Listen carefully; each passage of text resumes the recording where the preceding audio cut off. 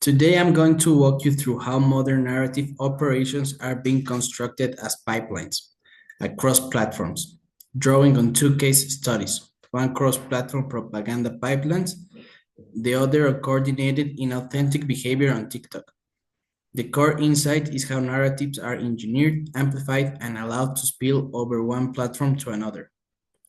We'll examine who's involved, what techniques are used, how the dynamics in chapter 7 and 8 help us understand their traction, and ultimately, what impact these operations can have, ending with some strategic takeaways for governments or firms.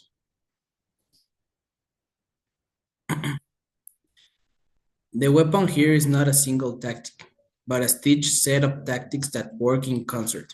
The idea is to build a propaganda pipeline, plant content in a receptive environment, for example, a short video on TikTok, then let it be harvested, reposted, or echoed in secondary platforms. That gives the narrative momentum and amplification velocity.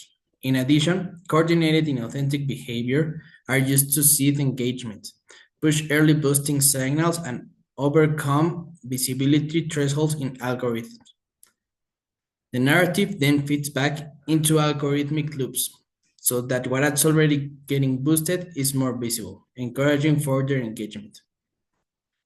Therefore, we see a multi-layered weapon, coordination plus algorithmic exploitation plus cross-platform bridging.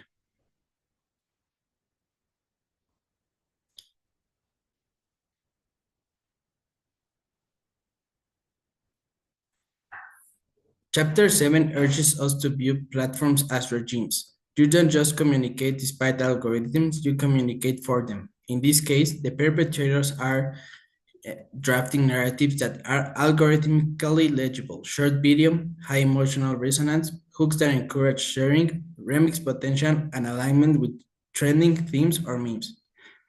They game the regime by injecting engagement at critical thresholds via bots or orchestrated accounts so that algorithm sees early signals of popularity, which then triggers further amplification by the system. This is a feedback loop. Algorithm, exposure, engagement, further amplification. Because the algorithmic regime is opaque and optimized around engagement, these engineered narratives can ride the system's momentum faster than unaided content. In short, the narrative gains traction because it was designed to ride algorithmic regimes, not fight them. Where chapter 8 helps is in seeing how narratives do colonize, they expand into new domains and latitudes, invading spaces not originally intended.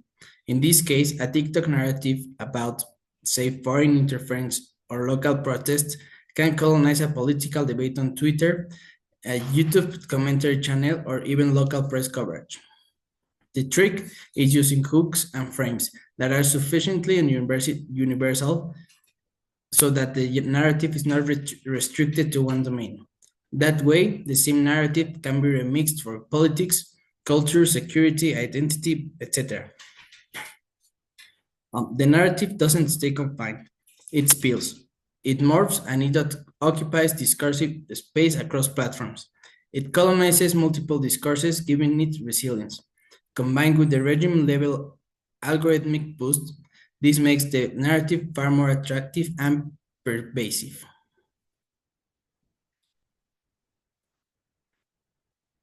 These pipelines are not theoretical. They are already gaining opinions, undermining trust, and shifting policy debates. For governments, the lesson is that the regulation of a single platform is insufficient. Narratives travel. You need cross-platform capacity, transparency, and joint cooperation. Platforms cannot treat themselves as isolated silos.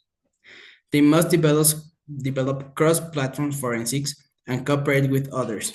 And both public and private actors should invest in pro-social narrative infrastructure, fast checking, fast rebuttal, inoculation, and citizen education. The key takeaway, if narratives can travel and amplify across platforms through engineered pipelines, defenses must be multi-platform, anticipatory, and narrative aware. Thank you.